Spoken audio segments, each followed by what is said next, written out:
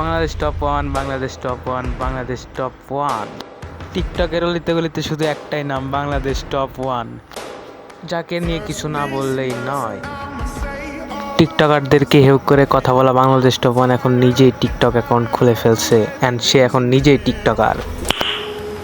বিষয়টা কেমন অদ্ভুত না? তার চেয়েও বেশি অদ্ভুত লাগছে যখন টিকটকেই অ্যাকাউন্ট খুলে টিকটকেই ভিডিও পোস্ট করে টিকটকারদের টিকটকার না বলে টকটকার বললো। এই বিষয়টা নিয়ে টিকটকের কিছু ছাত্রী রোস্টাররা তাকে রোস্ট করতেছে। তোমাগো আব্বা ব্ল্যাক সাকিবই কিছু করতে পারে নাই, তোমরা কি বাল ছিড়বা?